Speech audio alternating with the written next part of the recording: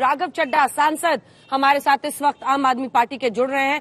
राघव जी, बहुत स्वागत आपका, क्योंकि आखिरकार जो जीता वही सिकंदर, और ये जीत आपकी है जो कि साफ दिखाई दे रहा है। 134 सीटों के साथ आम आदमी पार्टी को एमसीडी में बढ़त मिली है।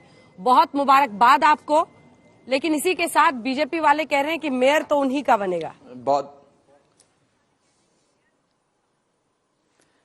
बहुत शुक्रिया। और अंजना जी, इस बधाई के लिए खास तौर पे मैं दिल्ली की जनता का अभिनंदन करता हूं, उनका शुक्रिया अदा करता हूं कि जैसे उन्होंने अपने बेटे अरविंद केजरीवाल जी के हाथ में दिल्ली सरकार की चाबियां थमाई थी, जिम्मेदारी दी थी, आज वैसे ही अपने बेटे अरविंद केजरीवाल जी के हाथ में नगर निगम की चाबियां सौंपते हुए एक बड़ी जिम्मेदारी हमें दी।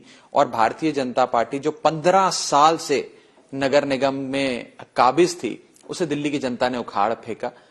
भारतीय जनता पार्टी को हराकर दिल्ली की जनता ने एक बड़ा मैसेज दिया है कि हम काम करने वालों को वोट देते हैं, बदनाम करने वालों को वोट नहीं देते। और पिछले कई हफ्तों में आपने लगातार देखा और दिखाया भी कि कैसे 7 से ज्यादा मुख्यमंत्री बीजेपी के मैदान में उतरे, 17 से ज्यादा केंद्रीय मंत्री उतरे, 100 से ज्यादा सांसद, पूरा राष्ट्रीय संगठन भाजपा का और आरएसएस का मैदान में जुटा। और इसी के साथ साथ सीबीआई, ईडी, इनकम टैक्स, यहां तक कि तिहाड़ जेल में सजा काट रहे एक महाठग को भी ये लोग अपना स्टार प्रचारक बनाकर ले आए। लेकिन फिर भी जीत कट्टर ईमानदार आम आदमी पार्टी की हुई, अरविंद केजरीवाल जी की हुई, और नकारात्मक राजनीति को दिल्ली के लोगों ने दरकिनार किया। आपका बड़ा सवाल मेयर का, जिसका बीजेपी लगातार सवाल पूछ रही है, मैं आपसे पूछना चाहूंगा कि क्या हमें यह सवाल बीजेपी से नहीं पूछना चाहिए कि जब बहुमत आम आदमी पार्टी के पास, बहुमत के आंकड़े से आम आदमी पार्टी ज्यादा, लोगों ने आम आदमी पार्टी को सरकार में लाने के लिए वोट दिया, तो क्या अब ये लोगों के विरुद्ध जाकर ऑपरेशन लोटस जैसी खरीद फरोख्त की राजनीति करेंगे? और उससे भी बड़ी बात, आम आदमी पार्टी जिसे दिल्ली की जनता का आशीर्वाद प्राप्त है, परमात्मा का आशीर्वाद प्राप्त है, जिसे दिल्ली के लोगों ने इस बार चुना है, मेयर तो उसी का बनेगा। ये मैं एक छोटा सा पैगाम और एक छोटा सा सवाल बीजेपी के लिए देना चाहता हूं। परमात्मा का और जनता का आशीर्वाद पटपरगंज में कहां चला गया सर, जहां पर 4 में से 3 सीटें मनीष सिसोदिया के इलाके में बीजेपी ले गई। सतेन जैन के इलाके में शकुर बस्ती में तीनों सीटों पर आम आदमी पार्टी की हार हो गई है। कैलाश गहलोत जो डीटीसी घोटाले में जिन पर आरोप है, नजफगढ़ की तीनों सीटें आम आदमी पार्टी हार गई। वक्फ बोर्ड घोटाले में फंसे अमानतुल्लाह खान की जहां से विधायक है, वहां से इलाके की 5 में से 4 सीटें बीजेपी को चली गई। तो फिर ये तो एक संदेश है ना सर कि जो भ्रष्टाचार के आरोप लग रहे थे वो कहीं ना कहीं चिपक गए इन लोगों पर इंडिविजुअली। अच्छा, आम आदमी पार्टी को बहुमत मिली, तमाम दिल्ली की जनता ने आम आदमी पार्टी को बहुमत के आंकड़े के पार किया, सरकार आम आदमी पार्टी की बनने जा रही है, तो इससे तो यही समझा जाएगा कि आम आदमी पार्टी को कट्टर ईमानदार पार्टी मानकर एक कट्टर बेईमान भाजपा को लोगों ने हरा दिया। और जहां तक आप विधानसभा स्तर पे उतरकर एक विश्लेषण करने का प्रयास कर रहे हैं, मैं आपको बता दूं, आदेश गुप्ता की विधानसभा का उदाहरण ले लीजिए। आदेश गुप्ता जी जिस विधानसभा से आते हैं, जिस विधानसभा में जमीन स्तर की राजनीति करते हैं, वो भाजपा के प्रदेश अध्यक्ष हैं। उस विधानसभा में बीजेपी सारे वार्ड हार गई। बीजेपी के सांसदों की रिपोर्ट कार्ड देखिए, इनके कितने वार्ड हार गए। तो एक विधानसभा स्तर पे उतर के ये विश्लेषण करना बिल्कुल भी उचित नहीं है। ये सीधी लड़ाई एक राज्य के स्तर पे भाजपा बनाम आम आदमी पार्टी थी। और एक चीज का खास ध्यान रखिए अंजना जी, पहली बार आम आदमी पार्टी का मुकाबला सत्तारूढ़ बीजेपी से हुआ। अक्सर एक धारणा बनाई जाती है कि आम आदमी पार्टी वही चुनाव जीतती है जिसमें मुकाबला कांग्रेस से हो। जैसे दिल्ली में लड़ाई कांग्रेस से थी, आम आदमी पार्टी ने सरकार बना ली। पंजाब में लड़ाई कांग्रेस से थी, आम आदमी पार्टी ने सरकार बना ली। लेकिन जब जब बीजेपी से मुकाबला होता है हम हार जाते हैं। एक धारणा बनाने की कोशिश की गई।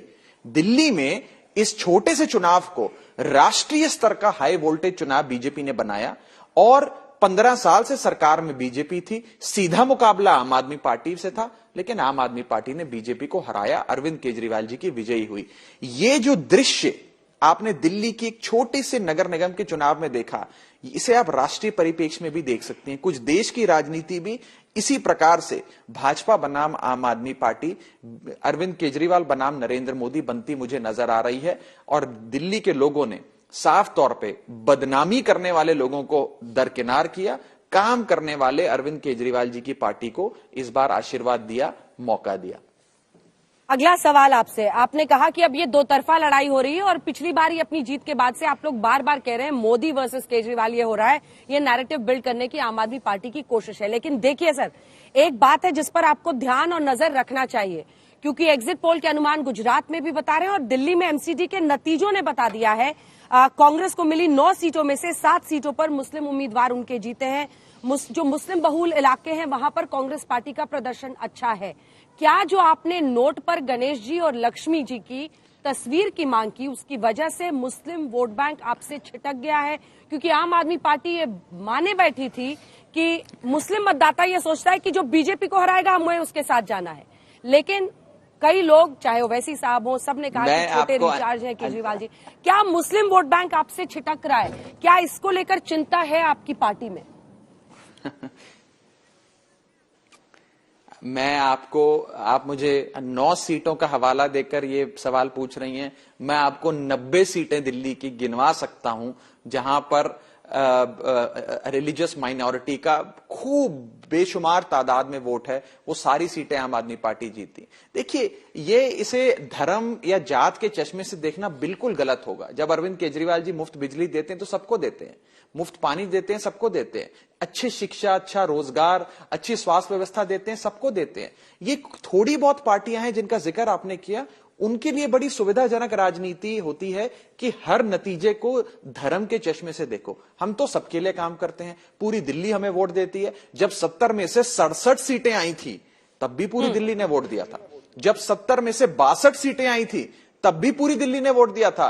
और आज भी जब बहुमत का आंकड़ा आम आदमी पार्टी ने पार किया है तो सबने वोट दिया। हर धर्म, हर जात, हर बरादरी, हर उम्र, हर इकोनॉमिक स्ट्राटा के शख्स ने आम आदमी पार्टी को वोट दिया।